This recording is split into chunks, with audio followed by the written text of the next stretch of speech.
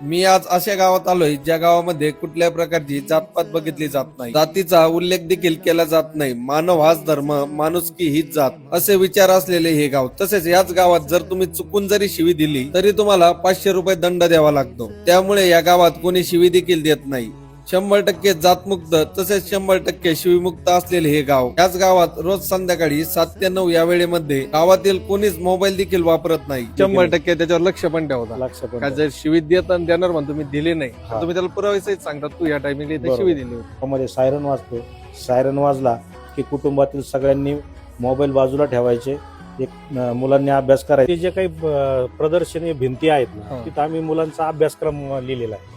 याच गावात एक माणुसकीची भिंत आहे जिथे लोक जुने कपडे ठेवून जातात आणि ज्याला गरज असेल तो घेऊन जातो. गावातीलच असलेल्या जिल्हा परिषद शाळेतील विद्यार्थी कॉम्प्युटर पेक्षाही फास्ट आहे आणि पूर्णपणे खडूमुक्त शाळा आहे. तुमच्या मुलाचे जर या शाळेमध्ये ऍडमिशन घ्यायचे असेल तर जागा असले तरच भेटते, कारण प्रत्येक वर्षी येथे ऍडमिशन फुल होतात. नमस्कार, मी प्रतीक. मी तोच प्रतीक ज्याला संपूर्ण महाराष्ट्र ओळखतो आणि तो महाराष्ट्रातील प्रत्येक गावामध्ये जातो आणि काहीतरी तुमच्या समोर घेऊन येतो. आज आपण अहिल्यानगर जिल्ह्यातील नेवासा तालुक्यातील सौंदाळा या गावामध्ये आलो आहे. गाव छोटं पण विचाराने खूप मोठं. या गावाकडून जर काही घ्यायचं ठरलं तर पुरणार नाही एवढं भेटेल, कारण या गावामध्ये आहे शिस्त, गावामध्ये आहे प्रेम, गावाला आहे नियम, गावात शिक्षण, आपुलकी असं काहीच नाही जे भेटणार नाही. गावात असणारी प्रत्येक भिंत काहीतरी सांगते, प्रत्येक फलक काहीतरी दर्शवतो. ती प्रत्येक गोष्ट आपल्याला लावते एक चांगली सवय आणि घडवते खूप सारे विद्यार्थी. गावातील प्रत्येक विधवाकडे विधवा म्हणून बघितले जात नाही.